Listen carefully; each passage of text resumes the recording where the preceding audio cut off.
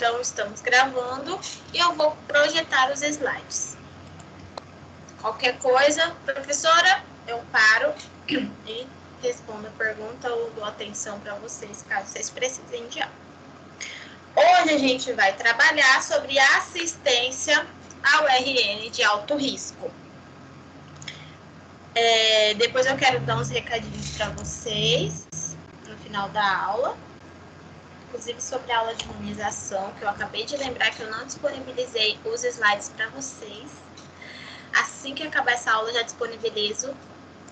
E dessa aula aqui também, porque eu tirei muita coisa do livro de pediatria do ONG, tá? Então, eu mesclei o livro de vocês com o livro do ONG, e aí vou disponibilizar os dois. Prometo. Me cobrem, não tem problema, tá? Quando eu esquecer, vocês podem mandar uma mensagem. Professora, esquece de postar a aula.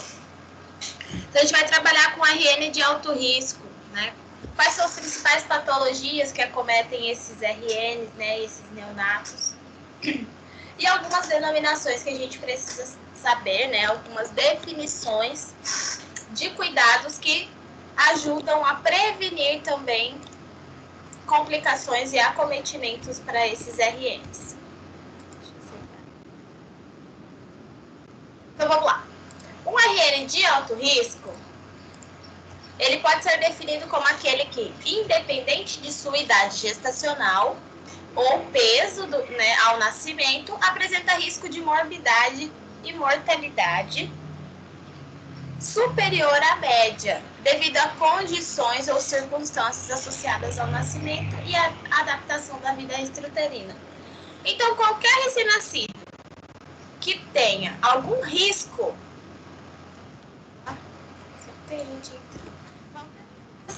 que tenha algum risco de desenvolver alguma morbidade, algum risco de morrer mesmo após a vida, mesmo independente do peso que ele nasceu, independente da idade gestacional, pode ter nascido a termo, mas se corre o risco ou tem alguma doença, congênita, ele já vai ser classificado como RN de alto risco. O período de alto risco abrange aquele envolvendo o desenvolvimento e crescimento humano, desde a viabilidade, então a idade gestacional na qual se acredita ser possível sobrevida fora do útero, a partir das 23 semanas de gestação. Claro que existem exceções, tá, gente? Isso são definições, mas sempre vão ocorrer exceções. Até 28 dias após o nascimento. Então, esse período de alto risco, deixa eu colocar o ponteirinho aqui. Esse período de alto risco é até os 28 dias após o nascimento. Claro que as crianças que nascem com alguma RN, com alguma doença congênita, ele é um RN que vai apresentar risco por um longo período. Recém-nascidos prematuros tardios, de 34 a 36 semanas e meia, muitas vezes apresentam morbidades semelhantes às do recém-nascido prematuro, incluindo dificuldade respiratória, hipoglicemia, a temperatura instável, porque o corpo desse recém-nascido, os sistemas dele ainda não estão completamente desenvolvidos, então ele ainda está nesse processo de regulação respiratória, do nível de açúcar no sangue, de glicose, a temperatura ela é instável, dificuldade em se alimentar, principalmente os que nascem, mesmo prematuros tardios, eles nascem ainda sem um reflexo de sucção. Icterícia também, a gente vai ver sobre a icterícia. E internação prolongada como resultado de uma doença. Estima-se que recém-nascidos prematuros tardios representem 70% da população total de prematuros. Então, a maioria dos prematuros, 70%, nascem entre 34 e 36 semanas. Alguém quer falar alguma coisa? Está com o microfone ativado, Vilmar?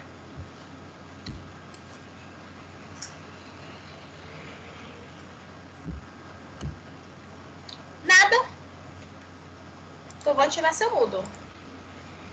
Prontinho. Continuando. Então, a maioria dos prematuros... gente, hoje tá que tá o microfone de vocês. Vou ativar o mudo de novo. Quem tiver com o dedinho nervoso aí no microfone, presta atenção.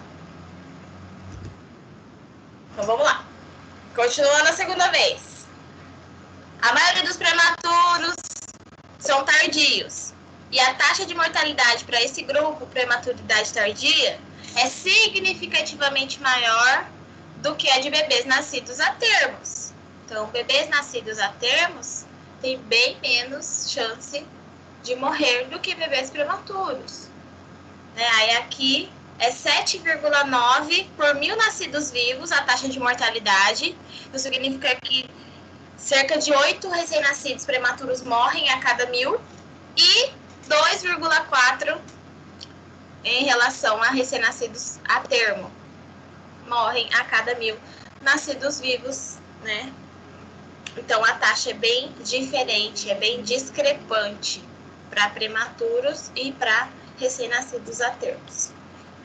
Devido ao peso de nascimento dos recém-nascidos prematuros tardios, frequentemente varia de 2 a 2.500 gramas.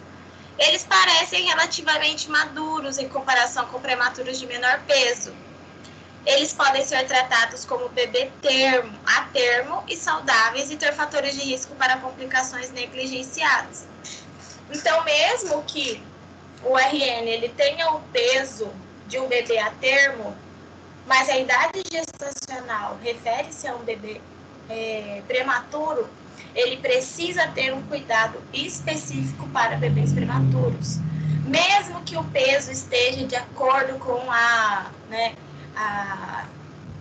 idade gestacional a termo, porque ele pode ainda ter riscos, ele pode ter complicações que podem ser negligenciadas por achar que aquele bebê já está, aquele recém-nascido, ele já tem o peso suficiente.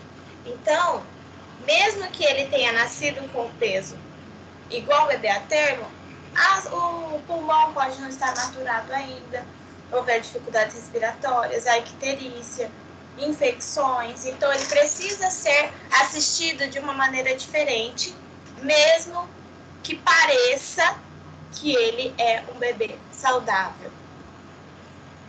Os recém-nascidos de alto risco são frequentemente classificados de acordo com o peso do nascimento, a idade gestacional e problemas fisiopatológicos predominantes. Então, tem essas 3 classificações: peso ao nascimento, idade gestacional e problemas fisiopatológicos predominantes.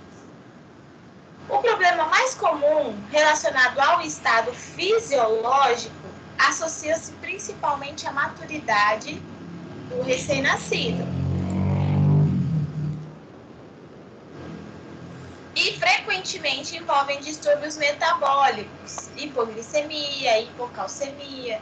Então, a deficiência de cálcio, a deficiência de glicose para suprir a energia que a célula precisa, porque a glicose na célula, a glicose no sangue, ela vai se transformar em energia. Se ela está com baixa dosagem, se esse recém-nascido tem baixa dosagem, ele pode ficar letárgico, podem surgir diversas complicações.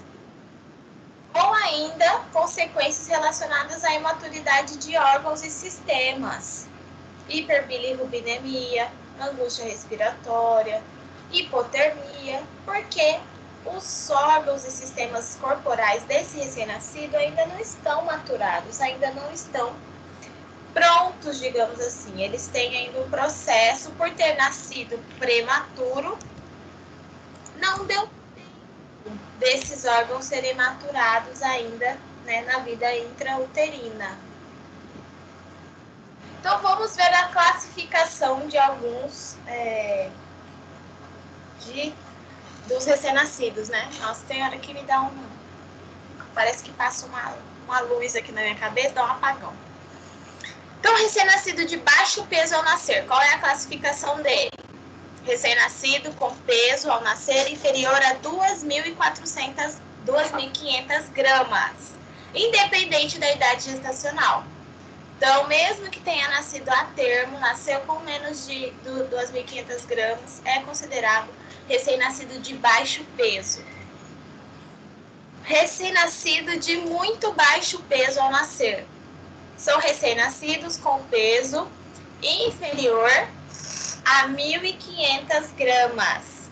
Então, independente, né, da idade gestacional, esse recém-nascido tem 1.500 gramas, ele vai ser um recém-nascido de muito baixo peso. De extremo baixo peso, recém-nascidos com peso ao nascer inferior a 1.000 gramas. Foi o meu caso, um exemplo, né? Eu nasci com 950 gramas, prematuridade extrema. Então, 950 gramas. Não pesava nem 1 quilo. E minha irmã, que eu sou gemelar, nasceu com 930 gramas. Então, a gente foi classificado como recém-nascido de extremo baixo peso ao nascer, que nasce com menos de 1.000 gramas. Então, são recém-nascidos prematuros, né, que nascem com peso muito inferior, muito baixo, relacionado aos atermos e requerem cuidados extremamente específicos. Então, agora, de acordo com a idade gestacional, a gente viu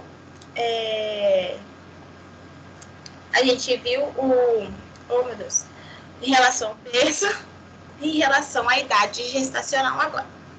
Recém-nascido pré-termo, com menos de 37 semanas de gestação, independente do peso ao nascer. Então, independente do peso, se nasceu com menos de 37 semanas, é pré-termo. Aí pode ser classificado como recém-nascido pré-termo de baixo peso, por exemplo. Porque uma coisa tem a ver com a idade e outra coisa tem a ver com o peso ao nascer. Recém-nascido a termo. Então, de 38 a 42 semanas, né? A 42, na verdade, foi de gestação, independente também do peso ao nascer. Recém-nascido com mais de 42 semanas de gestação é reconhecido, né, classificado como recém-nascido pós-termo, então com mais de 42 semanas de idade gestacional, independente também do peso ao nascer. Importante, algumas literaturas trazem algumas oscilações. Até aqui eu pintei de azul, porque isso é uma diferença do livro didático e do Wong. Mas são diferenças de uma semana, de alguns dias, em algumas literaturas, tá? Não quer dizer que uma esteja errada e outra esteja certa, né? As diferentes literaturas classificam com uma margem aí de erro. Então, professora, mas eu me preocupo com a prova. Vai ser o que tá aqui, tá? Fica isso aqui, né? Não é um spoiler. Só para vocês, que eu sei que vocês se preocupam bastante com as questões de prova também. Também preocupava. Então, classificação agora de acordo com a mortalidade. Como é caracterizado o óbito fetal?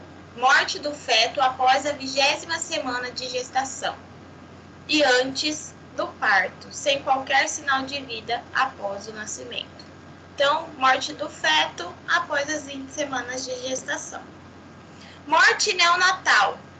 Isso são definições, tá? Que a gente vai precisar, porque algumas patologias, elas trazem essas definições, então a gente já tem que ter claro na nossa cabeça quais são elas. A morte neonatal ocorre nos primeiros 27 dias de vida. A morte neonatal precoce ocorre na primeira semana de vida e a tardia entre o 7º e o 27º dia de vida. A mortalidade perinatal é o número total de mortes fetais e neonatais precoces por 1.000 nascidos vivos. Então, isso aqui é uma taxa, né? Perceba que aqui é morte neonatal e aqui é mortalidade. Sempre a gente fala mortalidade, significa uma taxa, um número, né? Mortalidade perinatal, então você vai somar o número de óbitos fetais, mais o número de óbito neonatal precoce até a primeira semana de vida e, né, dividir por 1.000 nascidos vivos. Aqui a gente tem um resumo, né, uma classificação do livro didático de vocês. Então, pré-termo, de acordo com a idade gestacional, menor que 37 semanas. E ainda o pré-termo, né, ele é dividido em limítrofe, moderado e tardio. Limítrofe até 36 semanas, moderado de 31 e 35 semanas e 6 dias, e tardio 34 e 36 semanas e 6 dias. A classificação termo, de 37 a 41 semanas. Pós-termo, após as 42 semanas, né? 42 semanas ou mais. Então, esse aqui é só um compilado das informações que a gente trouxe até agora. Um resumão. Classificação em relação ao peso. Baixo peso, menos que 2.500 gramas. Muito baixo peso, menos que 1.500 gramas. E extremo baixo peso, menos que 1.000 gramas. Ok? Então, esse quadrinho é bem interessante, é bom até para estudar. E pensem sempre em estudar para a vida profissional de vocês, tá? Para a prática, para o mercado de trabalho, porque a prova é só mais uma etapa que vocês precisam cumprir para terminar o curso de vocês. Então, a gente se preocupa com as questões de prova, com a nota, é importante. Então, estudem para a prova como se vocês estivessem estudando para prestar um atendimento, como se vocês tivessem sido contratados para trabalhar em uma unidade, né, ou de terapia intensiva, ou na pediatria. Então, estudem para a vida profissional de vocês, tá? Um conselho do dia, porque isso vai fazer muita diferença lá na frente. Então, quanto mais prematuro esse RN for, maiores serão as complicações, né, as implicações fisiopatológicas ao qual o neonato estará sujeito. Então, quanto menor a idade gestacional, né, quanto mais prematuro ele nascer, maior serão as falhas nos sistemas, pois os sistemas corporais ainda não estarão maduros. Então, mas eles... Tem gente me ligando aqui, não sei se é aluno, mas não vou atender. Principais complicações. Gente, eu amei essa foto. Não sei você, mas essa imagem. Achei muito fofinho. Então, as principais complicações neonatais, né, relacionadas à prematuridade são a sepse neonatal, a hemorragia intracraniana, hemorragia pulmonar, né, que ocorre muito logo após o nascimento. Essas hemorragias são muito frequentes. Complicações tardias, retinopatia, broncodisplasia pulmonar. Então, eles têm, em sua maioria, distúrbios respiratórios e relacionados, né, à infecção e o risco cardiovascular. Então, o sistema respiratório ele está intimamente ligado ao sistema vascular. Então, uma deficiência, né, uma patologia, uma disfunção nesse sistema pulmonar, nesse sistema respiratório, vai ocasionar alguma disfunção no sistema cardíaco. Uma consequência, mas a chance de ter um problema cardíaco, tendo um problema respiratório, é muito grande e vice-versa, porque eles fazem a regulação, né, a homeostase dos gases sanguíneos. E a sepse, que é uma infecção, também é muito comum. Para atender o neonato, principalmente prematuro, né, é necessário mantê-lo em uma espécie de útero artificial, denominado incubadora. Então, na UTI NEL, eles ficam todos em incubadoras. Quando o neném nasce, né, recém-nascido ele é muito prematuro ou ele é prematuro, né? Ele fica dentro dessa incubadora principalmente para regular a temperatura corporal. Então, existem bebês que ficam muito tempo. Vou usar o meu exemplo, porque eu nasci prematura, então eu posso usar o meu exemplo. Fiquei 92 dias na incubadora. 92 dias de internação para ganhar peso, né? E aguardar a maturação dos demais sistemas corporais. Não tive nenhuma complicação. Minha irmã teve complicações após o nascimento, mas fiquei 92 dias para ganhar peso, porque era muito extremo baixo peso, né? Nasci com 950 gramas, então precisava ganhar peso. Considera-se todas as questões como iluminação, ruídos, deve ser considerado durante a reabilitação. Na UTI, a gente tem muitos aparelhos, né? A gente viu na última aula de UTI pediátrica, tem muitos efeitos sonoros de aparelhos dentro de uma UTI. E precisa ser controlado, assim como a iluminação também, né? Eu até comentei com vocês sobre o momento psil, acho que eu comentei com vocês que é a hora que abaixa a iluminação, né? Desliga as luzes ou deixa bem fraquinhas, não faz nenhuma manipulação e nenhum barulho em relação a esses recém-nascidos. Uma avaliação física completa e sistematizada é componente essencial do cuidado do recém-nascido de alto risco. Não dá para fazer um exame físico de 15 minutos. Não dá para fazer um exame físico negligenciando a ausculta cardíaca, que é a mais difícil de fazer. Não dá para negligenciar a ausculta pulmonar, anterior e posterior. Não pode negligenciar nenhuma parte do exame físico quando você está atendendo um recém-nascido. Uma criança em si, um adulto também, né? Mas aqui, principalmente na avaliação desse neonato de alto risco, negligenciar uma etapa do exame físico pode ser crucial, pode ser letal para esse recém-nascido. E lembrando que a gente tem o preceito ético da enfermagem, né? Se a gente negligenciar alguma parte do exame físico e ocorrer algum tipo de complicação, você pode ser responsabilizado por isso por questões éticas. Então, fazer o exame físico minucioso, fazer as anotações dos achados, né? Se tiver dúvida, pedir ajuda, perguntar, pedir para algum colega de trabalho auscultar também, algum, né, da equipe multiprofissional. Então, sempre prestar uma assistência de melhor qualidade possível.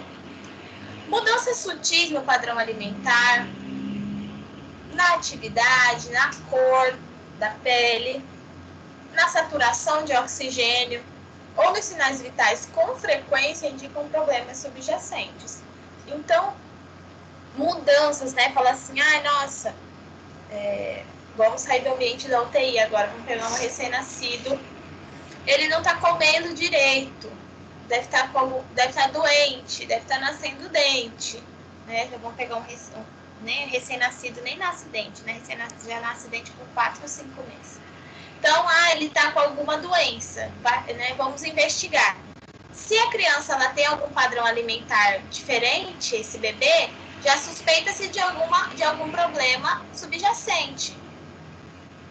Ela fica letárgica, os movimentos diminuídos, pálida, ictérica, cianótica, a saturação de oxigênio está baixa, menor que 92%, por exemplo. Sinais vitais estão, né? A pressão arterial, a criança está hipotensa. Então, precisa ficar atento a esses sinais que podem indicar alguma doença de base que ainda não foi diagnosticada. E os recém-nascidos, prematuros principalmente, eles evoluem muito rápido. De uma hora para outra, eles podem evoluir para uma parada cardiorrespiratória, né, ou evoluir para outra complicação. E é importante fazer esse cuidado minucioso no atendimento a esses recém-nascidos. A observação desse recém-nascido deve ser feita de modo individualizado. Aquele com doença grave exige acompanhamento constante por meio da análise de sua função respiratória por oxímetro de pulso, né? Oximetria de pulso. Esses recém-nascidos, eles geralmente estão com monitorização, né? Com monitor multiparâmetros. Mas se não tiver, usar o oxímetro de pulso, principalmente para rastrear as funções respiratórias. Avaliar também, né, a função eletrolítica, balanço hídrico, por exemplo, né, ingestão, pesar a fralda, e gasométrica. Então, funciona a gasometria arterial para saber como que está o índice de ácido nesse sangue. Então, se tiver, por exemplo, uma acidose respiratória, pode indicar que ele está com uma insuficiência respiratória, né? Às vezes sem sinais aparentes. Então, uma acidose metabólica, né? Pode indicar alguma disfunção sanguínea. Então, a gasometria é muito importante no cuidado do recém-nascido pré-termo. O registro preciso de todas as alterações observadas é parte integral do cuidado de enfermagem. Então, o que respalda a enfermagem é o registro. O que respalda a enfermagem são as anotações, né? Não é você falar que fez, não é você falar que realizou certo cuidado, é você anotar e carimbar o seu nome ali, né? Com o seu carinho, o seu corém, para te respaldar. Com o auxílio da monitorização contínua cardiopulmonar, pode-se organizar a abordagem de enfermagem diária, de modo que o manuseio do recém-nascido seja mínimo, evitando assim os efeitos do estresse ambiental. Então, quando ele está numa monitorização, né, contínua, com oxímetro de pulso, por exemplo, evita que toda hora você vá lá fazer medir o pulso, né? Verificar o pulso, ver essa, coloca o oxímetro, tira o oxímetro, coloca o oxímetro, tira o oxímetro. Então, programar os cuidados com horários fixos, né? Ou com horários planejados, sistematizados, ajuda muito a evitar, né, esse estresse ambiental de manipulação desse recém-nascido. A maioria dos recém-nascidos, sob observação intensiva, é mantida em um ambiente com temperatura controlada e monitorização da frequência cardíaca, da atividade, né, frequência respiratória e da temperatura corporal. Então, todos os sinais vitais devem ser monitorados constantemente para que não tenha, né, alguma alteração e a gente não consiga ver, que pode gerar um prognóstico, né, ruim para esse recém-nascido.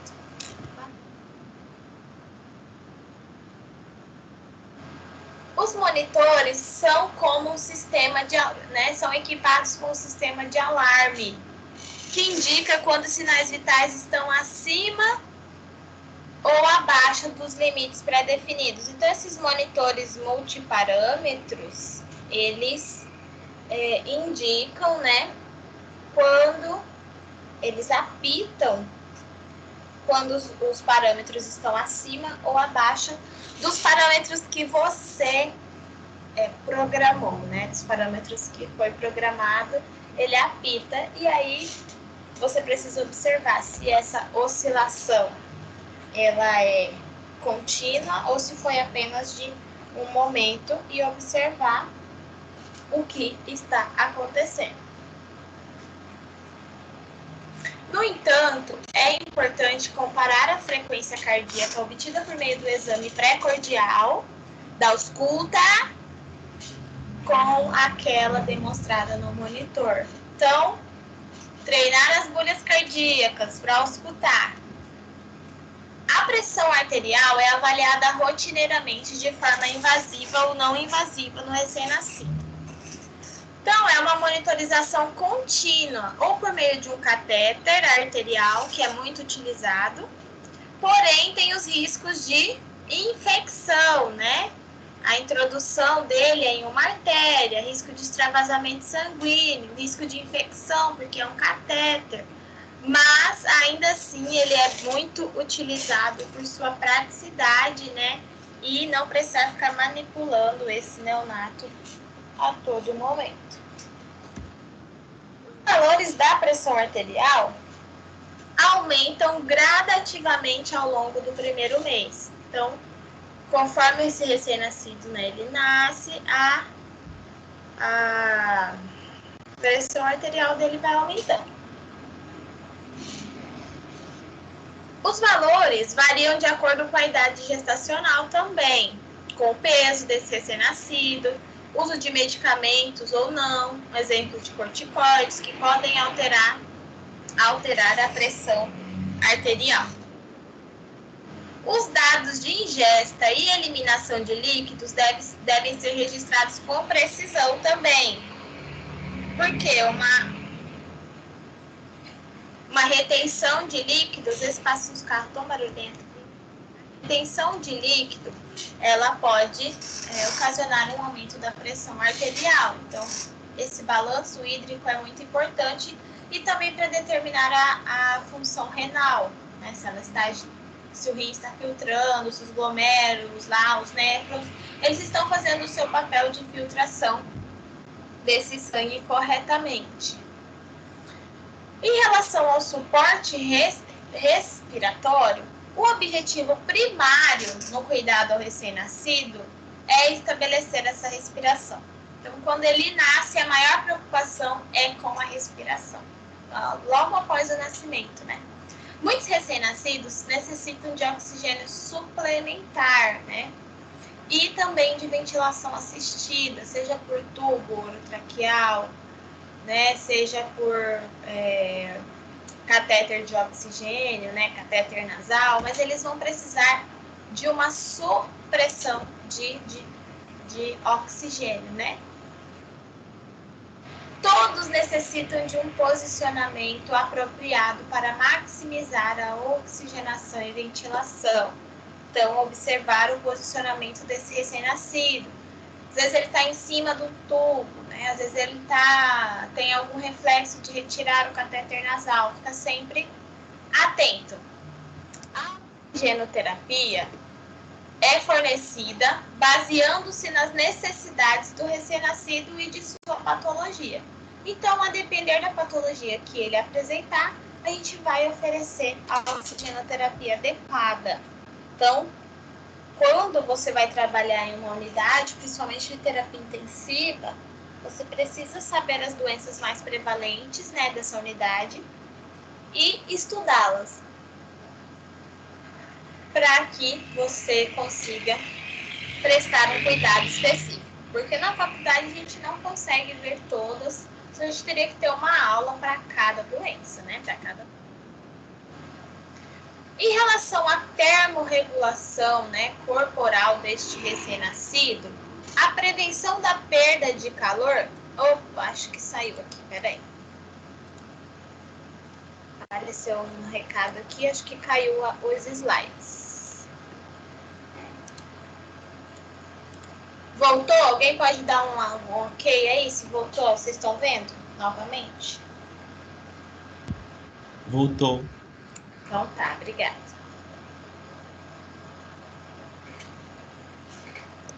Então, a termorregulação, ela é muito... Não voltou.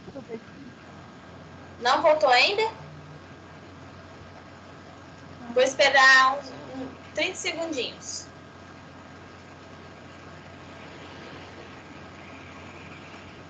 Agora voltou. Ah, então tá, vamos continuar.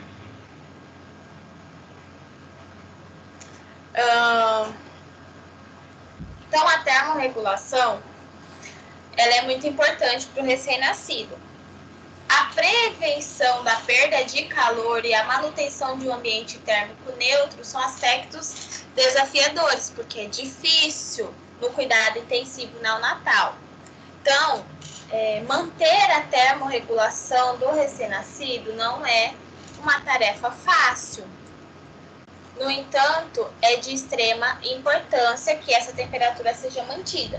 tanto a temperatura aumentada quanto a temperatura diminuída podem estar relacionados a disfunções, né, da termorregulação desse recém-nascido. Às vezes a gente pega até no alojamento conjunto, sem ser cuidado intensivo. As crianças estão com muita roupa, às vezes estão chorosas, estão nervosas, né? Pensa-se até, né, a temperatura está alta, parece que está até com febre. Então, a depender da temperatura do local, então aqui em Cuiabá é muito calor, né? Não há necessidade de colocar tanta roupa e embrulhar a criança em mantas. Então, a gente precisa estar atento a esses cuidados, tanto intensivo quanto não. O intensivo tem a incubadora que consegue regular um pouco melhor nessa questão da temperatura. Mas, nos alojamentos conjuntos, por exemplo, às vezes a criança apresenta alguma alergia de pele, às vezes apresenta alguma reação à irritabilidade, né? Apresenta até febre, como eu disse, mas pelo excesso de roupa. O ideal é que tire um pouco, né, para tirar a manta, deixa a criança com uma roupinha que seja confortável, mas um pouco mais fresca pelas questões de clima aqui da nossa cidade, e observa se a temperatura vai diminuir ou não. Sempre prestar o cuidado e observar. Para postergar ou prevenir os efeitos do estresse por frio, os recém-nascidos de risco são postos imediatamente após o nascimento em um ambiente aquecido. Então, logo após o nascimento desses recém-nascidos, ele vai direto para um berço aquecido. O berço aquecido ele já fica na sala de recepção do RN, que fica próximo à sala de parto.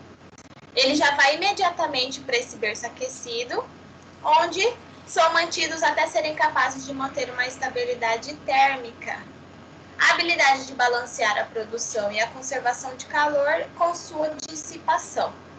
Então, eles ficam um tempo nesse berço aquecido e após retirados, precisa, né, uma atenta avaliação constante para saber se eles estão conseguindo balancear a temperatura corporal, porque às vezes ele está no berço aquecido, tá tudo certo, ele tá mantendo a temperatura porque o berço já é aquecido. Mas aí quando você tira ele do berço aquecido, ele cai a temperatura, né? Sua temperatura cai muito. Então, mesmo após retirar desse berço aquecido, que é logo após o nascimento, ele vai para o berço aquecido, fez todos os cuidados, né, de enfermagem com ele após o nascimento, você já tira ele do berço aquecido. Então, observar nessa retirada se não vai ter uma queda, né, de temperatura. Uma vez que o superaquecimento gera um aumento no consumo de oxigênio e calorias, os recém-nascidos podem estar também em risco em um ambiente com calor excessivo. Então, superaquecimento, o corpo vai consumir maior quantidade de oxigênio e maior quantidade de calorias. Então, esses prematuros, né, eles já estão no processo ainda de adequação corporal, adequação calórica, de respiração. Todos os sistemas corporais ainda estão nesse processo de adaptação. Então, se ele perder oxigênio e muitas calorias, isso pode ocasionar alguma disfunção nos sistemas que ainda não estão totalmente maturados. O ambiente termicamente neutro é aquele que permite ao recém-nascido manter uma temperatura normal, com mínimo de consumo de oxigênio e gasto calórico. Então, quando a temperatura corporal está no padrão de normalidade, é o ideal para que esse recém-nascido não consuma, né, o oxigênio, principalmente se ele tiver alguma disfunção respiratória, e também não tenha gastos calóricos excessivos, porque ele está tentando ganhar peso, né? Então, não pode ter gastos significativos, gastos calóricos significativos. Em recém-nascidos saudáveis, a termo, recomenda-se que a temperatura axilar seja mantida entre 36,5 e 37,5. Ao passo que a temperatura de um recém-nascido pré-termo axilar, né, situa-se entre 36,3 e 36,9. É um pouquinho mais baixa, mas precisa prestar atenção nessa termorregulação.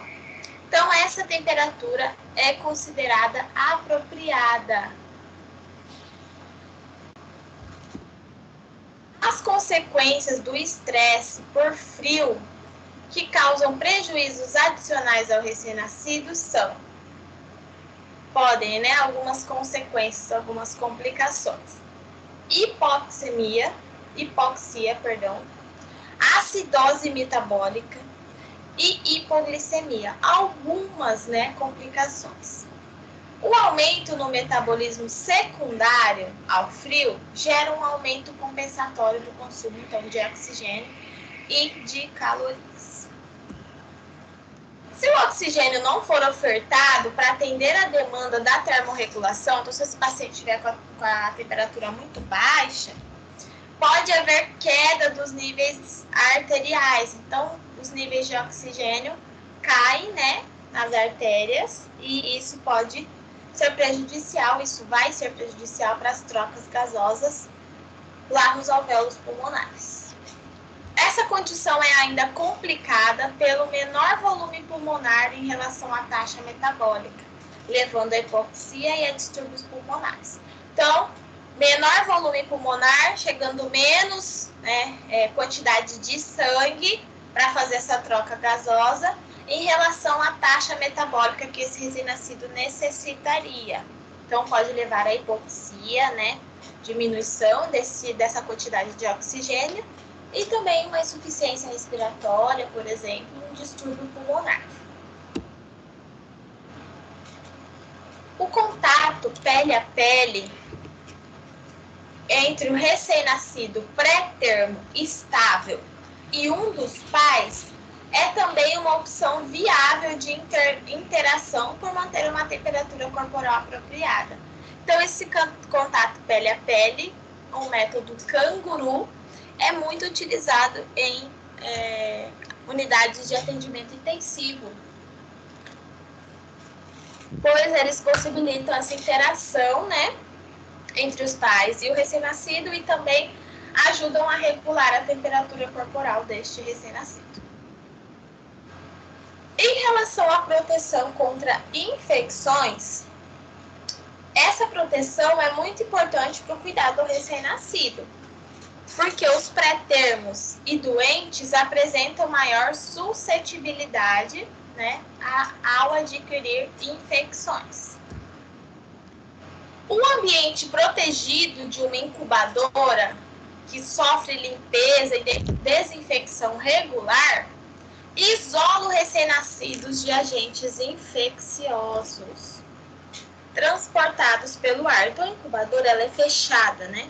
E passa por limpezas e desinfecção regular. Ela protege esse recém-nascido dos agentes infecciosos, mas eles são muito manipulados, né? Então, catéteres, tubos, então, banho, alimentação, então eles são muito manipulados, o que aumenta o risco de infecção.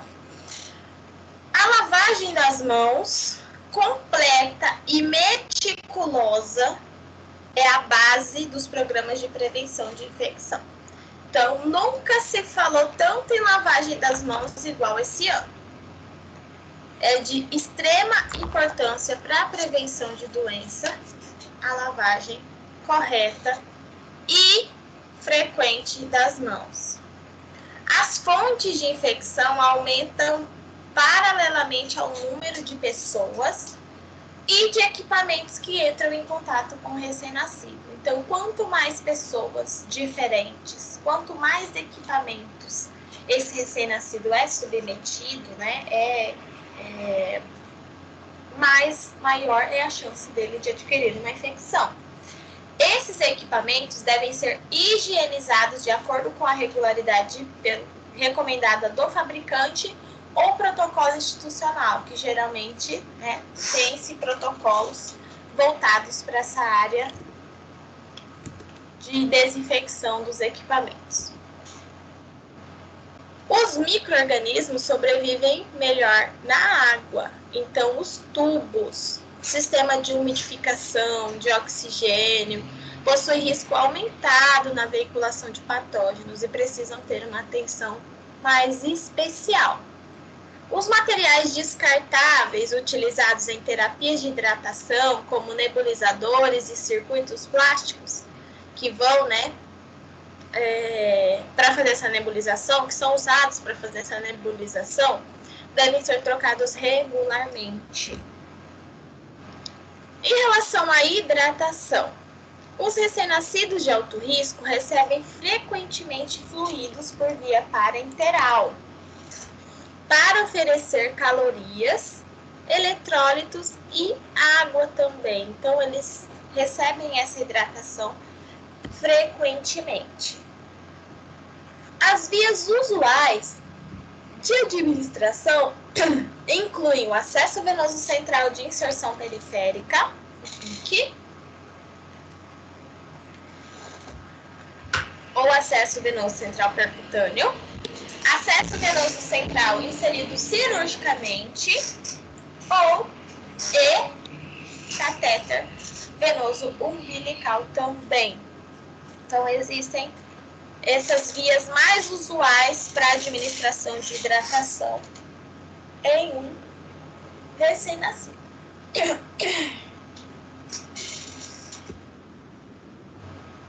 As localizações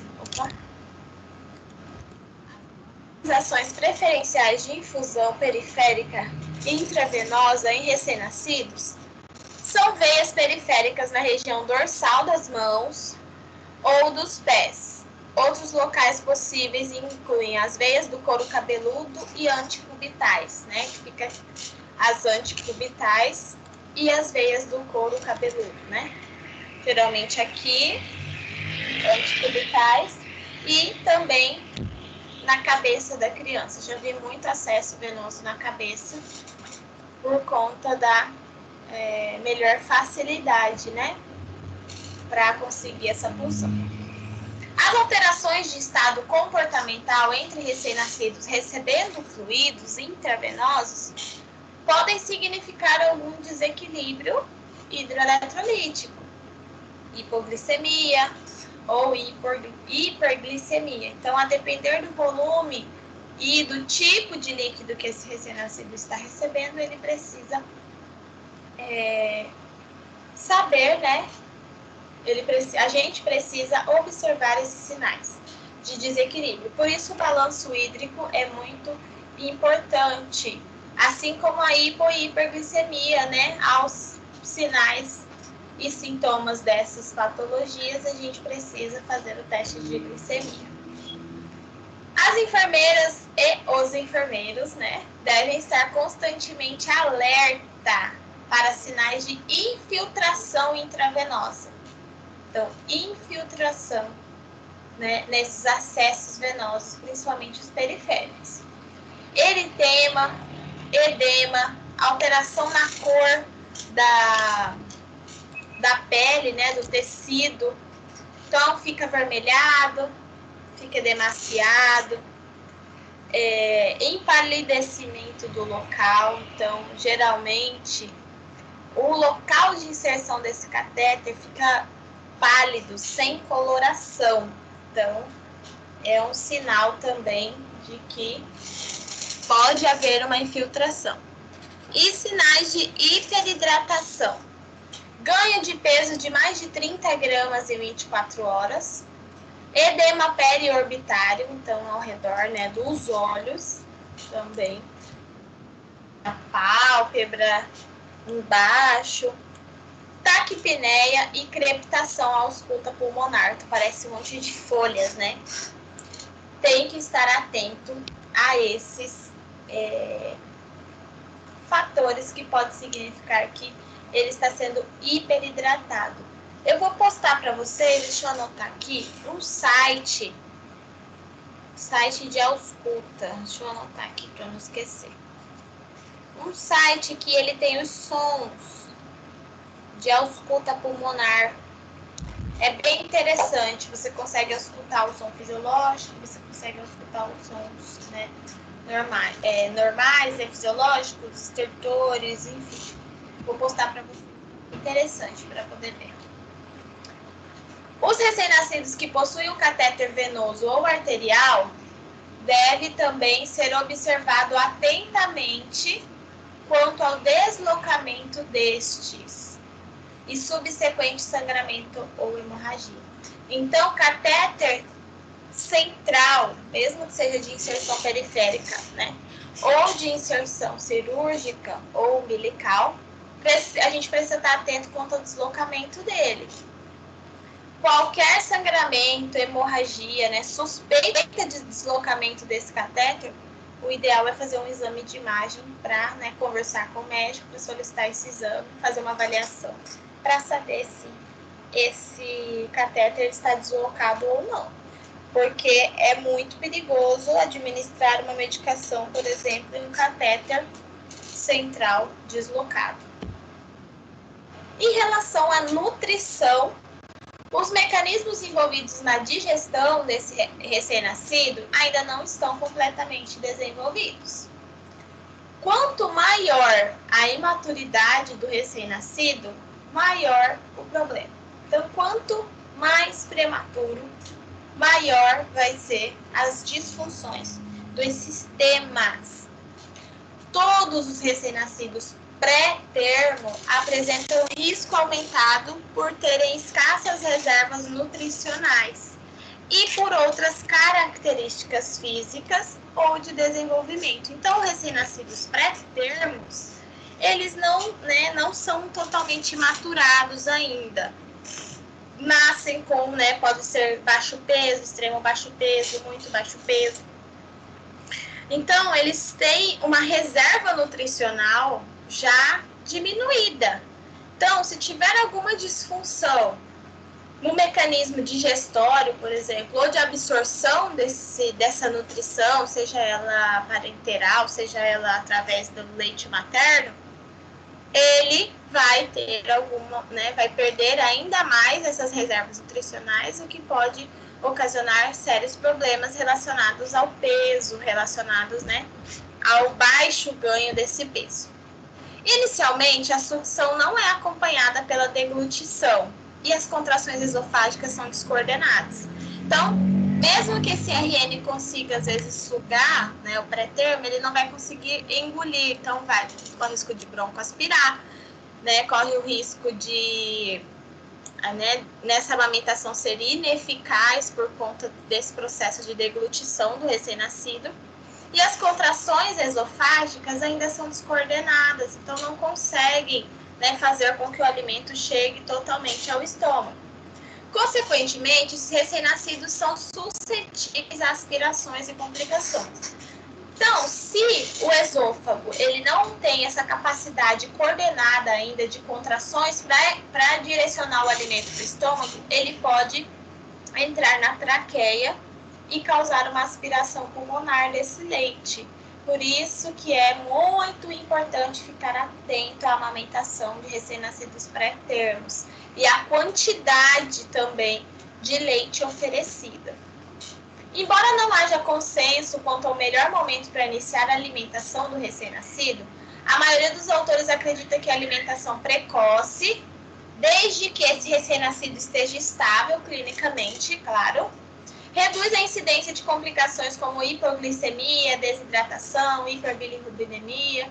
Então, esse recém-nascido, desde que esteja clinicamente estável, já pode começar a amamentação.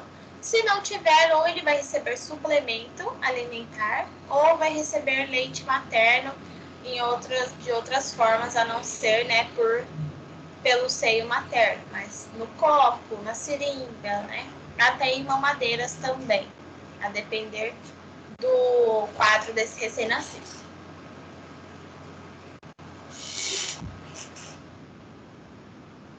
Então, a amamentação é muito importante para esse recém-nascido. Estudos indicam que pré-termos podem ser amamentados se os reflexos de deglutição e sucção estiverem presentes.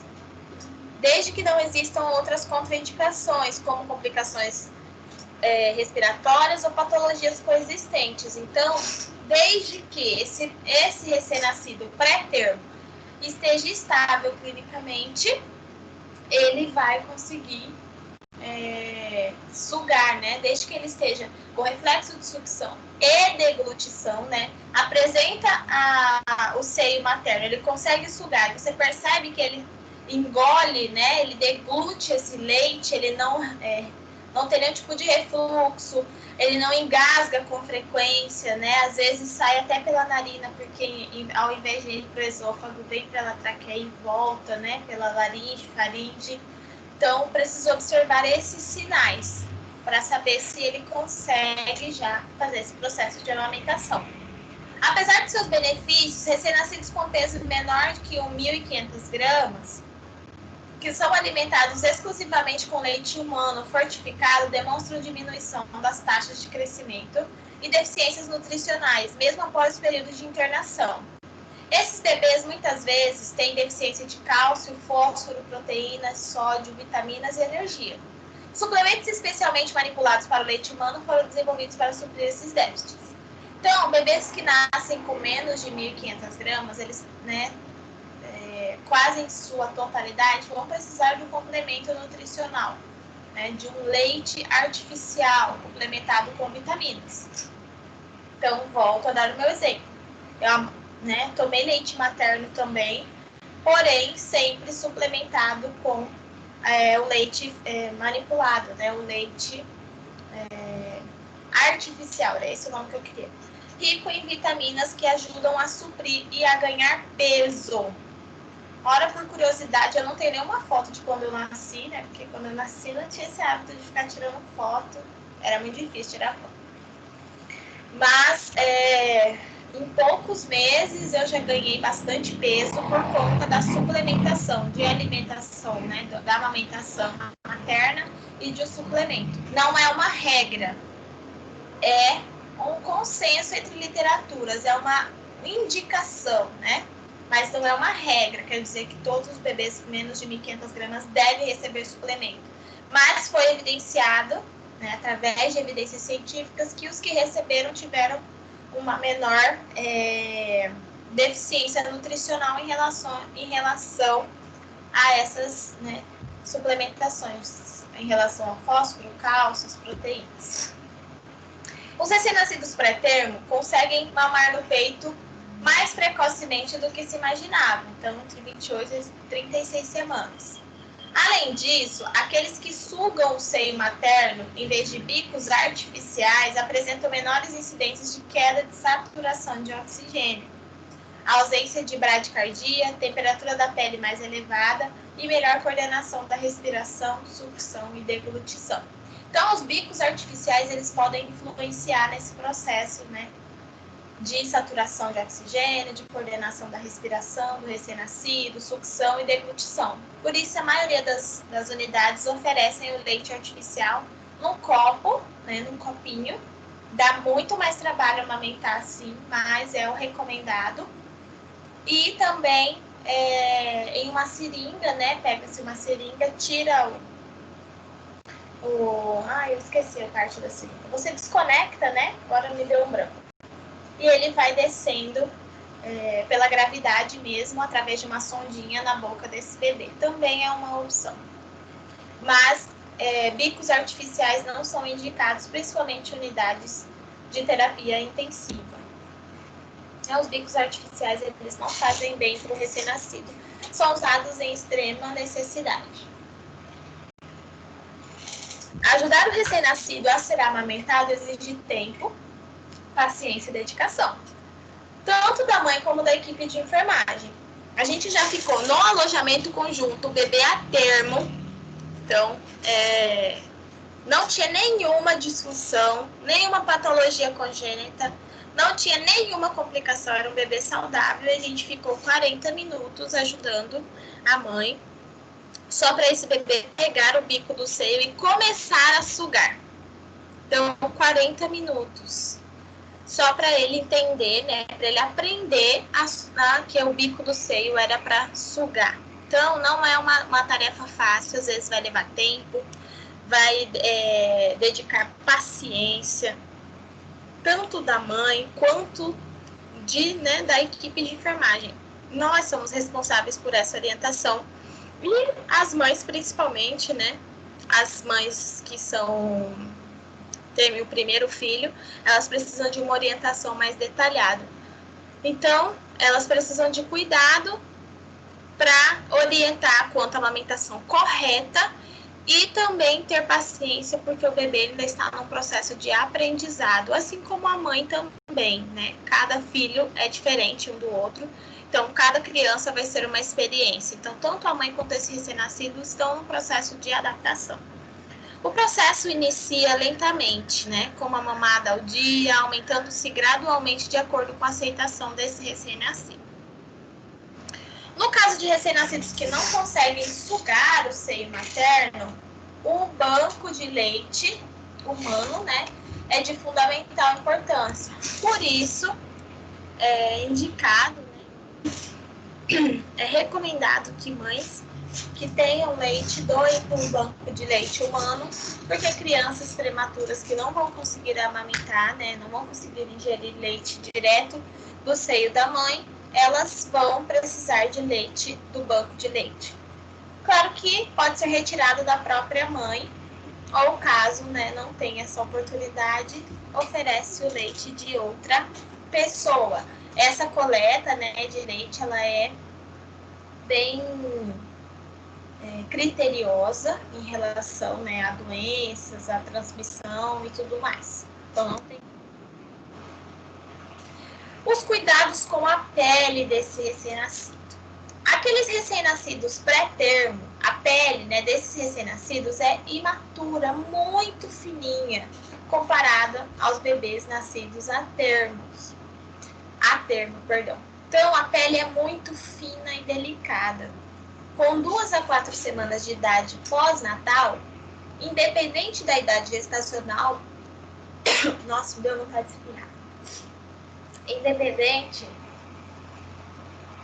da idade gestacional ao nascimento, as propriedades de proteção da pele da maioria dos recém-nascidos pré-termos se equiparam aos recém-nascidos a termo de 2 a 4 semanas. A pele desses recém-nascidos pré-termos vai começar a se igualar, digamos assim, às dos recém-nascidos a termos. Então, ele nasce com a pele muito fina e delicada.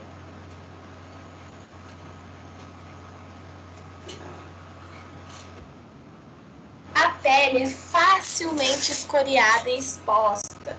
Dessa maneira, deve-se cuidar para evitar qualquer dano à sua delicada estrutura. Olha essa mãozinha. Olha essa pele fina, delicada. Por isso, unhas devem ser cortadas e lixadas bem pequenininhas, para não correr o risco de escoriar esse recém-nascido.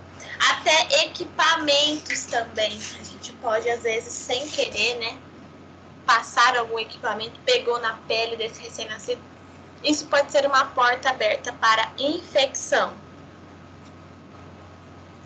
As recomendações para a proteção da integridade da pele do recém-nascido pré-termo incluem o uso mínimo de fita adesiva, o apoio dessa sobre o algodão e retardar ao máximo a retirada desse adesivo. Então, quando vai fazer, né, um acesso venoso, coloca aquele monte de esparadrapo e enrola a mão da criança no esparadrapo com aquela tala. E na hora de tirar? A pele deles é tão sensível que na hora de tirar você pode arrancar a epiderme, descolar a epiderme da derme. Imagina só, a porta de infecção. Então, é muito indicado que se usem adesivos hidrocoloides. Aqui, ó, foi um exemplo que eu achei de um tubo. Essa parte marronzinha aqui, ó, um adesivo hidrocoloide. Que ele é facilmente, ele é mais fácil de ser tirado. A sua estrutura é própria para isso. Imagina um esparadrapo. Quando a gente tira esparadrapo de adulto, né, já dói, eles já relatam que dói. Imagina de um recém-nascido pré-termo que tem a pele super fina. Evitar ao máximo colar essas fitas e também, caso não haja outra alternativa, pode-se fazer uma camada fina de algodão bem fininha e colocar o esparadrapo por cima. Pode colocar também, retardar né, para tirar esse esparadrapo, então não tirar todo dia, não trocar todo dia. O ideal é que se use adesivos hidrocolóides ou aqueles adesivos transparentes, aquelas fitas transparentes de curativo mesmo, que aí você consegue ver o sítio da inserção daquela punção venosa, por exemplo, ver se tem algum processo inflamatório, né, sinais flogísticos, sem precisar ficar tirando, trocando aquele adesivo todo dia, né? Então isso vai também cuidado com a pele desse. Então agora a gente vai ver algumas doenças, né? Algumas implicações fisiopatológicas. Agora, até aqui eu tirei do WONG, de pediatria. Aqui começa a surgir, né? Começa a pegar o livro didático de vocês. Eu vou pedir só um minutinho que eu vou pegar um pouco de água. 1 minuto.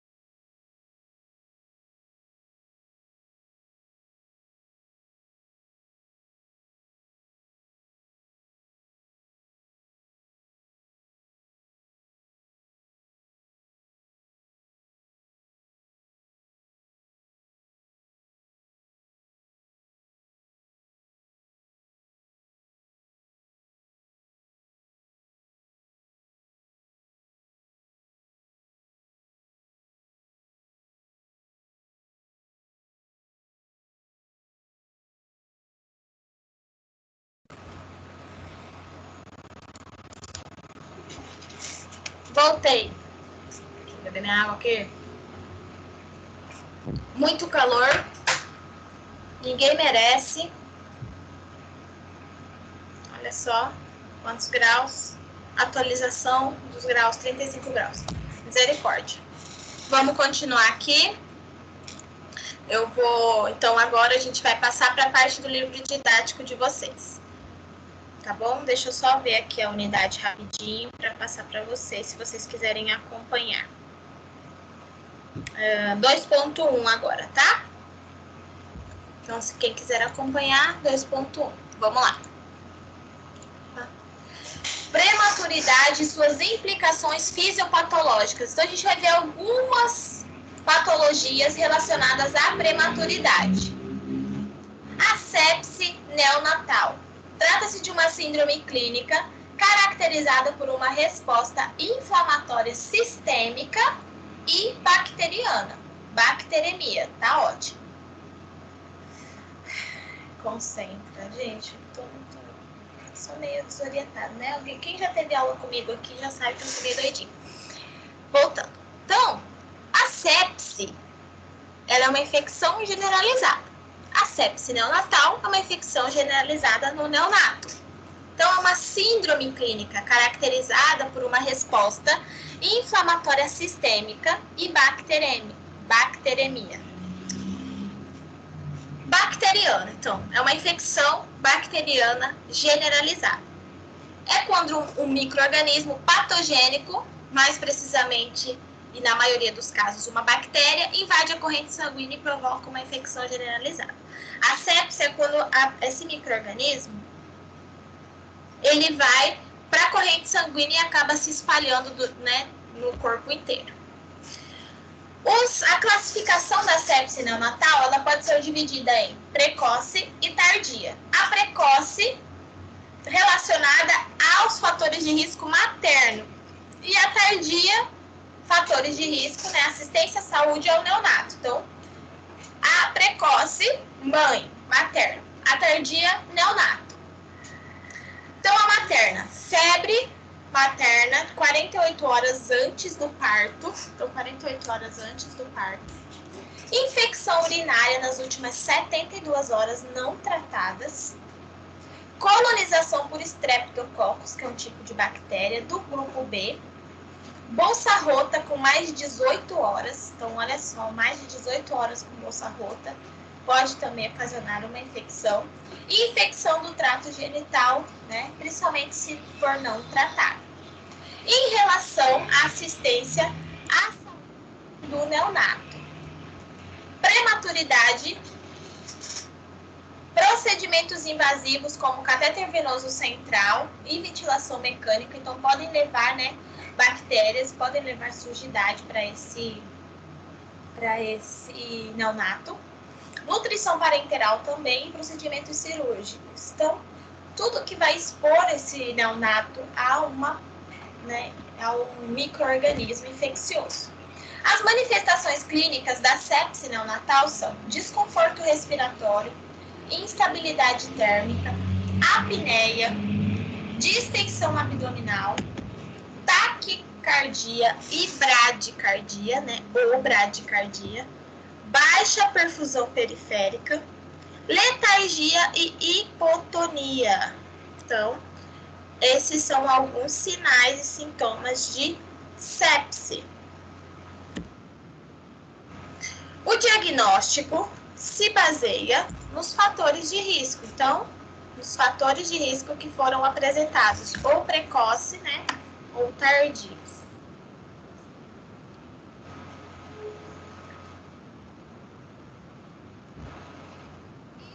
Sinais e sintomas, né?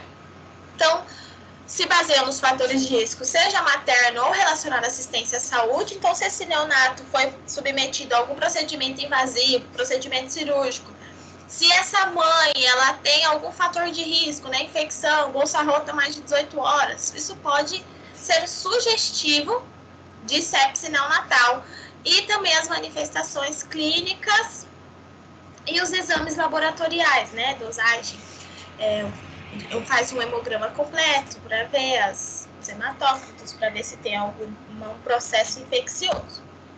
Os exames, né, mais usados. O famoso PCR, que ficou famoso nesse ano, né, no caso, proteína C reativa, que vai verificar os níveis de PCR no sangue. Então, o PCR aumentado no sangue indica a presença de infecção ou processo inflamatório. E aí vão se descobrir qual é o agente causador, né? O patógeno. Mas, se o PCR estiver muito aumentado, não precisa nem estar muito aumentado, ele vai indicar a presença de infecção por algum patógeno. Hemograma, né? Analisa os elementos figurados do sangue, hemácia, hemoglobina, plaqueta, leucócito. Os leucócitos, eles são células imunológicas de defesa. Então, quando estão aumentadas, né? Quando estamos com leucocitose, isso pode indicar que o corpo está passando por um processo infeccioso e esses leucócitos estão sendo produzidos de maneira aumentada para tentar combater esse processo infeccioso. Por isso, o hemograma, quando os leucócitos estão aumentados, pode significar, né? Significa, aliás, que a pessoa está com algum tipo de inflamação ou infecção. Já a diminuição de plaquetas, que é a plaquetopenia, sugere uma infecção grave. Então, a plaquetopenia, ela pode ocasionar hemorragias internas, hemorragias consideráveis, né? Porque as plaquetas, elas não estão fazendo a sua função de coagulação sanguínea. O exame de hemocultura também é muito indicado para saber a presença, né? Para analisar a presença do micro-organismo no sangue desse recém-nascido. São colhidas sempre 2 amostras em locais diferentes. Uma amostra colhida no catéter venoso central e a segunda por punção venosa ou arterial. Então, para saber se esse sangue, se todo esse sangue corrente no corpo pode estar com a mesma infecção. O procedimento de coleta é estéril para evitar contaminação da amostra. O sangue é estéril, então qualquer micro-organismo que seja encontrado no sangue é uma confirmação de alguma infecção. Não existe micro-organismo circulante no sistema sanguíneo. Quando tem algum micro-organismo é porque a pessoa está com alguma infecção, né? No caso aqui o neonato. É possível identificar o micro-organismo e indicar um antibiótico específico através da hemocultura. O líquor analisa a presença de micro-organismo no líquido cefalorraquidiano. Então, faz a retirada do líquor. A coleta é pelo médico através de uma punção lombar, né, com uma agulha bem fininha. Geralmente, esse exame é muito usado em pacientes, né, em crianças que têm leucemia. Este exame só é colhido para investigar sepse tardia. Presença de micro-organismo no líquor sugere meningite ou uma infecção das meninges, que é mais grave, né? Uma sepse que não foi totalmente curada pode evoluir. Os distúrbios respiratórios neonatais, que são bem comuns também nos recém-nascidos, pré-termos principalmente. Precisa-se avaliar o padrão respiratório. Qual é o ritmo e a periodicidade? Está em taquipneia? Apneia, né? Não respira, para de respirar. A respiração periódica, então, respira, para. Respira, para. Então, faz algumas apneias mais rápidas, né? O trabalho respiratório, abatimento das asas nasais. Isso, inclusive, vocês vão ter aula de IDP. Não sei se acham que não tiveram ainda. Não sei se já tiveram. Não lembro. O batimento de asas nasais, inclusive, é um sinal de perigo, né? De sofrimento respiratório. Gemência, então quando a criança respira, né, ela emite um som como se fosse um gemido.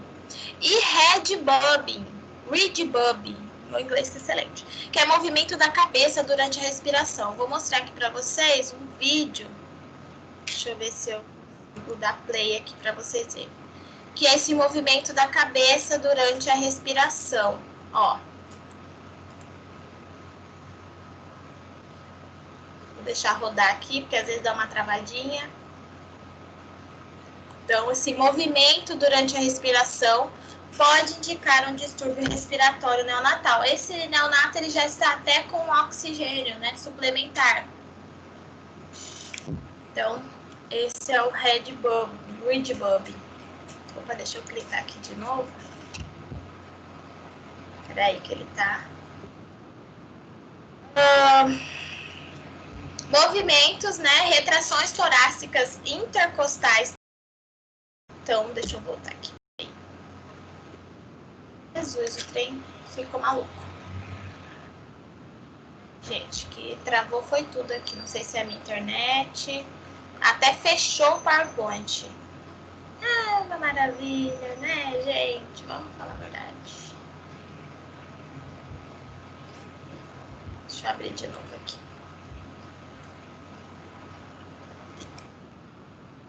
De novo, em nome de Jesus.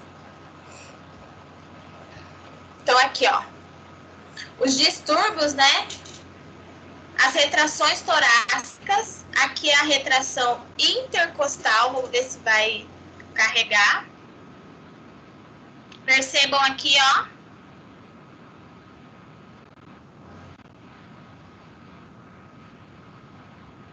Essas retrações intercostal. As retrações retrações torácicas subcostal.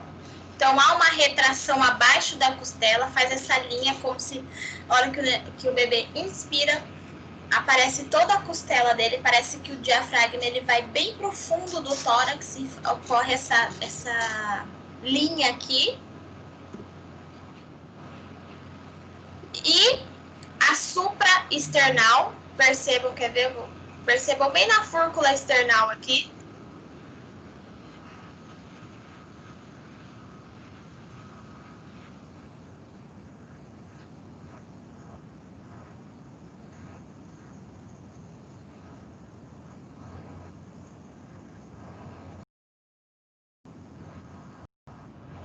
Conseguiram ver?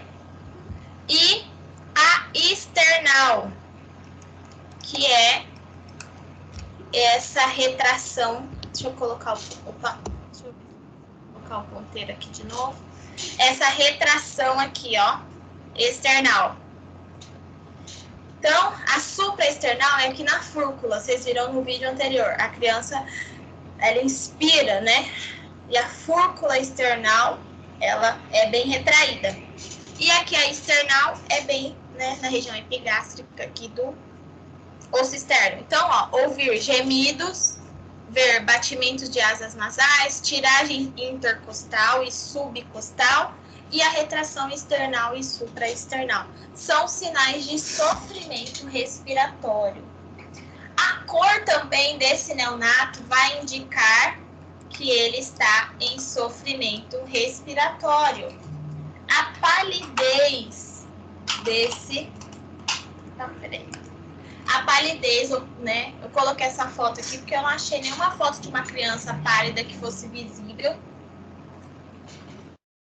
Boa, sabe? Então, a mucosa ocular é muito boa para se olhar palidez também, olha a diferença. A cianose e o rendilhado, que a criança fica com exantema na pele inteira. Esse menininho aqui tá bem tranquilo, né? Mas ele fica, isso pode ser um indicativo de distúrbio respiratório, né? Não só isso, mas associado a outros sintomas também pode indicar. Se rendilhado é essas pontinhas vermelhas. A taquipneia transitória também é um distúrbio que pode atingir os neonatos. Então, no período fetal, relembrando, né? Coloquei um balão para fazer um remember. No período fetal, o pulmão não realiza a hematose, que é a troca gasosa, pois recebe o sangue oxigenado da mãe via placenta. Então, ele não precisa... Oi. Nada, isso foi sem querer. Então, ele não precisa realizar essa troca gasosa porque o sangue já vem oxigenado da mãe. Por isso, encontra-se com líquido nesse período. O pulmão, então, está cheio de líquido. Assim que a mãe entra em trabalho de parto, o líquido pulmonar começa a ser reabsorvido pelo organismo desse recém-nascido e prepara o pulmão para o nascimento. Sim, quando ocorre um parto cesárea eletiva, ou seja, sem trabalho de parto, o nascimento ocorre sem aviso, né? O corpo não dá sinais de aviso para esse nascimento. E o neonato pode apresentar a taquipneia transitória, porque o pulmão ainda contém líquido. Aí aqui ele traz uma informação importante. Vale ressaltar que o problema não é a cesariana em si, mas o fato de a mãe não entrar em trabalho de parto, né? É como se ele nascesse, ele vai nascer sem aviso prévio e não dá tempo do pulmão se preparar para absorver esses líquidos. Então pode ser que esse neonato tenha, né, uma taquipneia transitória, que é uma doença aguda caracterizada por desconforto respiratório que pode ser leve ou moderado. Ocorre, então, devido à absorção incompleta do líquido pulmonar após o nascimento, deixando, desse modo, o pulmão com uma condição que se chama síndrome do pulmão úmido. Então, ele fica com líquido dentro do pulmão ainda, porque esse líquido não foi absorvido, porque a mãe não entrou em trabalho de parto. A etiologia está intimamente ligada ao trabalho de parto cesariana eletiva, né? Que é aquela cesariana programada, quando a mãe não entra em trabalho de parto. Asfixia neonatal, doenças maternas como diabetes mellitus e asma materna e policitemia, que é um aumento do número de hemácias. Então, algumas complicações também estão relacionadas à taquipneia transitória, não somente a cesariana. Então, é uma afecção respiratória mais frequente no recém-nascido prematuro também, com menos de 28 semanas de idade gestacional, porque ele sofreu asfixia ao nascimento, né? Que sofreu asfixia, perdão, ao nascimento é filho de mãe diabética. Então, isso pode influenciar também nessa síndrome do desconforto respiratório. Então, a taquipneia, ela é ligada à cesariana eletiva e alguns problemas no nascimento ou relacionado à mãe. porque o pulmão ainda não está totalmente maturado, não absorveu todos os líquidos e aí ocorre essa taquipneia, mas ela vai passar com o tempo porque esse recém-nascido vai ativar os seus mecanismos de absorção desse pulmonar. A síndrome de desconforto respiratório geralmente ocorre com recém-nascidos prematuros também e é a mais frequente entre todas as patologias que a gente falou hoje. Ou um recém-nascido que sofreu uma asfixia ou que a mãe é diabética. A deficiência quantitativa de surfactante alveolar é a principal etiologia dessa síndrome do desconforto respiratório. O surfactante é constituído de lipídios e proteínas e é responsável pela diminuição da tensão superficial alveolar. Então, o surfactante ele é um líquido, né? Que vai ajudar nessa tensão alveolar, que vai fazer essas trocas gasosas, ele ajuda a regular essa pressão, digamos assim. Ele começa a ser sintetizado. Foi mal, sorry.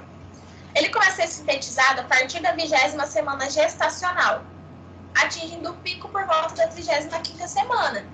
Então, se o recém-nascido nascer antes da 35ª semana, ele pode apresentar nessa deficiência de surfactante que vai regular essa pressão e ter um desconforto respiratório.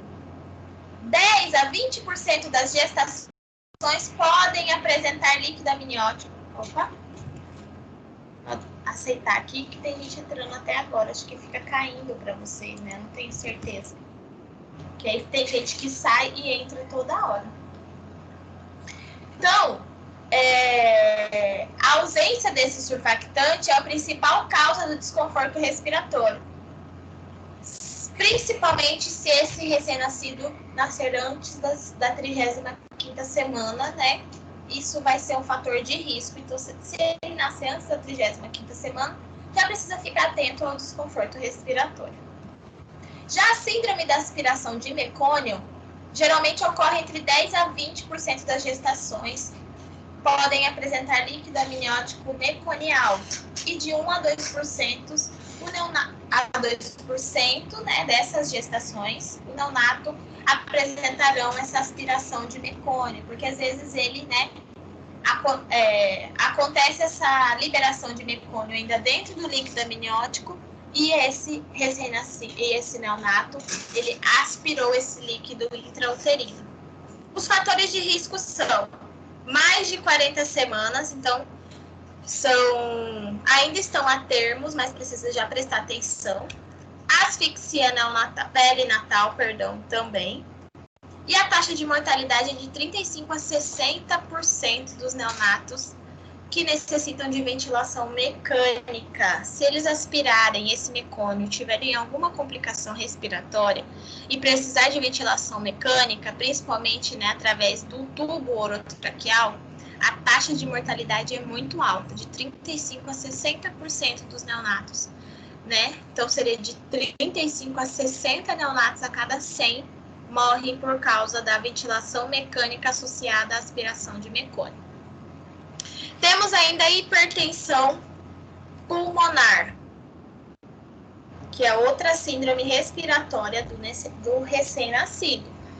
É uma síndrome clínica caracterizada por hipoxemia grave. Opa! Peraí, deixa eu voltar. Hoje o slide está bem estável, né? Acho que é a minha conexão.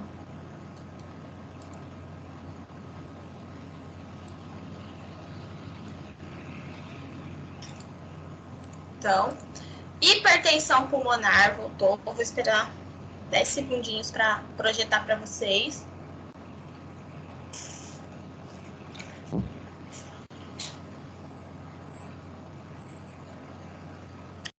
É uma síndrome clínica caracterizada por hipoxemia grave, então falta de oxigênio nos tecidos. Ocorre em 1 a 2 casos para 1000 neonatos vivos. Então, também é uma patologia significativa.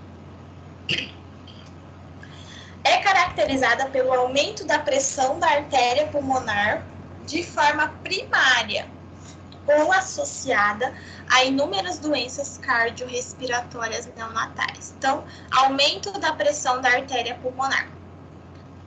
Ou primária, sem alguma doença prévia, né, respiratória, ou associada a alguma disfunção pulmonar, né? Pode ser uma infecção, uma pneumonia, por exemplo. Pode ser um desconforto respiratório que evoluiu para hipertensão pulmonar. E os distúrbios, né?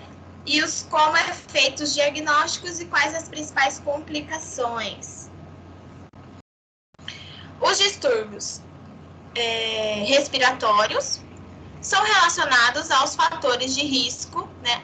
Os diagnósticos são sempre relacionados a fatores de risco, a manifestações clínicas, exame de gasometria e exame de imagem.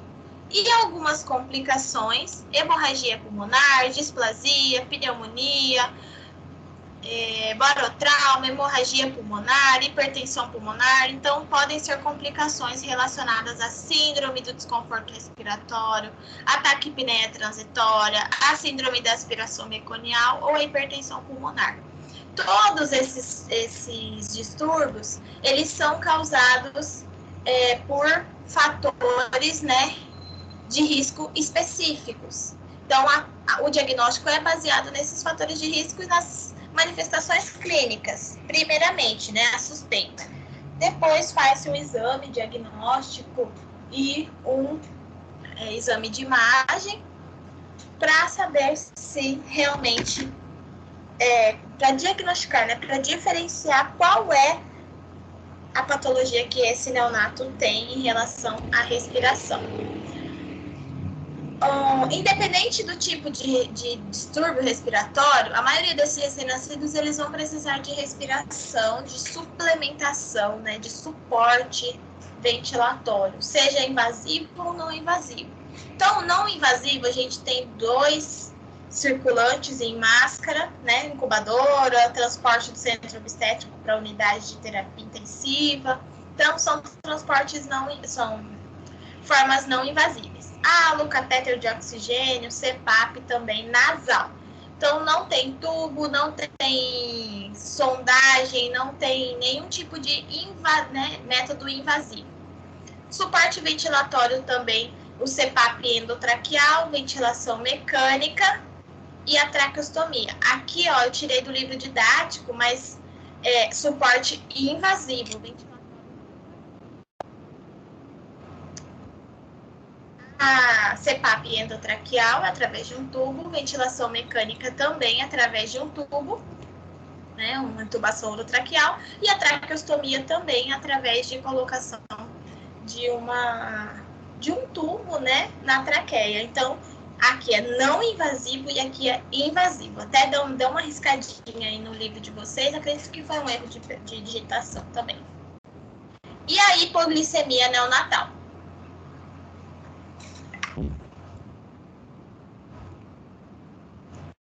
Ocorre quando os níveis de glicose estão menor que 40 miligramas por decilitro. Comum em neonato pequeno para a idade gestacional, PIG, em neonato grande para a idade gestacional também, e filho de mãe diabética. Não é porque o neonato nasceu com 4,8 kg que ele pode não apresentar hipoglicemia. Se ele não for alimentado ou tiver algum distúrbio na amamentação, por exemplo, ele pode ter hipoglicemia.